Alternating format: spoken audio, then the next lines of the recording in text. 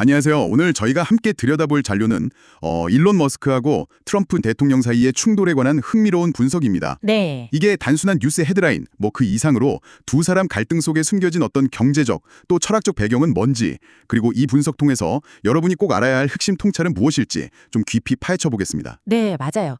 이 자료가 그 두 인물의 대립, 그 이면에 깔린 구조적인 문제 같은 것들 하고요. 특히 일론 머스크가 문제에 접근하는 방식, 이게 좀 독특한데 이 부분을 아주 흥미롭게 보고 있습니다. 네, 단순히 누가 맞다 틀리다 이걸 떠나서 그 갈등의 본질, 또 배경, 이걸 이해하는 데 좀 초점을 맞춰서 이야기 나눠보면 좋겠습니다. 좋습니다. 그럼 먼저 그 갈등의 도화선이라고 할 수 있는 거, 트럼프 행정부의 소위 말하는 크고 아름다운 법률, 영어로는 Big Beautiful Bill이라고 하죠. 이거부터 좀 짚어보죠. 네. 미국 내 제조업을 다시 살리겠다, 이런 목표로 국내 생산 기업에는 법인세를 한 15% 내려주고 첫 해에는 감가상각 100% 허용해주고 이런 혜택을 주고 반대로 해외 생산품에는 높은 관세를 매기겠다 이런 거였죠. 정확합니다.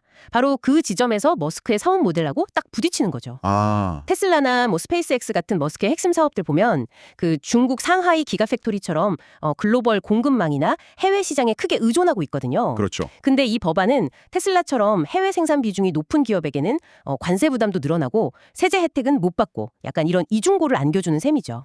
특히 그 중국의 배터리 업체 CATL 같은 데에 대한 의존도도 좀 부담이 됐을 거고요. 듣고 보니까 이게 단순히 어떤 정책 차원의 문제를 넘어서는 거군요. 미국 우선주의냐 아니면 글로벌 확장 전략이냐.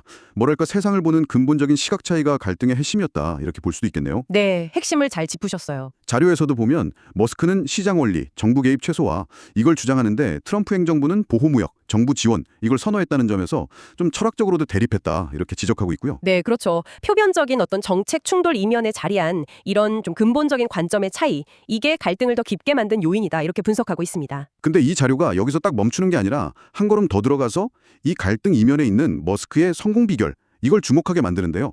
특히 제일 원칙 사고 영어로는 First Principles Thinking이라고 하죠. 이게 정확히 어떤 개념인가요? 용어 자체는 좀 어렵게 들리기도 하는데요. 아, 네. 용어는 좀 생소할 수 있는데 개념 자체는 생각보다 직관적입니다. 제일 원칙 사고라는 건요.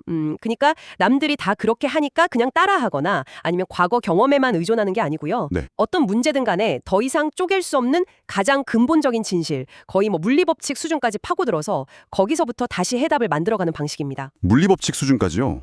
와. 네, 그 유명한 예시가 있잖아요. 예전에 전기차 배터리가 너무 비싸다. 이게 거의 상식이었죠. 맞아요. 전기차 대중화의 가장 큰 장벽이었잖아요. 그때 머스크는 배터리는 원래 비싼 건가? 이렇게 그냥 받아들이지 않았다는 거예요. 아, 대신에 배터리를 구성하는 코발트, 리튬, 니켈 이런 원자재 가격을 런던 금속거래소 시세로 직접 다 계산을 해봤다고 합니다. 직접요? 와. 네, 그랬더니 실제 재료비는 사람들이 생각하는 것보다 훨씬 저렴하다는 걸 확인한 거죠. 아하.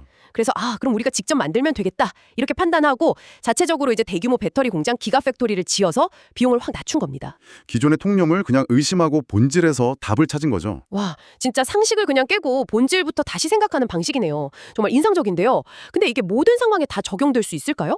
뭐랄까, 때로는 그냥 기존의 검증된 방식을 따르는 게 더 안전하거나 효율적일 수도 있지 않을까 이런 생각도 좀 드는데요. 물론 이게 모든 문제에 대한 만능 열쇠는 아니겠죠. 하지만 특히 혁신이 필요하거나 기존 방식이 좀 명백한 한계에 부딪혔을 때 이 제1원칙 사고라는 게 아주 강력한 돌파구를 만들어줄 수 있습니다. 그렇군요. 중요한 건 여기서 실패를 그냥 비용으로 보는 게 아니라 더 나은 해답을 찾기 위한 어떤 데이터를 얻는 과정 이렇게 여긴다는 점이에요. 데이터를 얻는 과정이요? 네, 자료에서도 언급된 것처럼 한 60점짜리 결과물이라도 일단 빨리 내놓고 피드백 받아서 개선하거나 실패 사례를 막 숨기지 않고 오히려 공개적으로 토론하면서 아이디어를 얻거나 하는 것들이 다 같은 맥락이거든요. 그러니까 과거 경험보다는 계속 데이터를 통해서 최적의 해답을 찾아가는 약간 알고리즘 같은 접근법에 가깝다고 볼 수 있습니다. 그렇군요. 자, 그럼 정리를 좀 해보면 트럼프와 머스크의 충돌은 표면적으로는 보호무역 정책하고 글로벌 기업 전략의 마찰로 보이지만 그 더 깊은 충위를 들여다보면 머스크 특유의 문제 해결 방식, 그러니까 제1원칙 사고가 중요한 배경으로 작용하고 있다. 이런 통찰을 얻을 수 있겠네요. 네, 바로 그 점이 이 분석에 우리에게 던지는 아주 흥미로운 시사점입니다. 그래서 마지막으로 이런 질문을 던져볼 수 있을 것 같아요. 어떤 질문일까요? 머스크가 그 배터리 비용의 본질을 파고들었던 것처럼 우리도 좀 익숙한 개념들의 본질을 이 제1원칙 사고로 다시 한번 정의해보면 어떨까 하는 거죠. 아, 예를 들면요?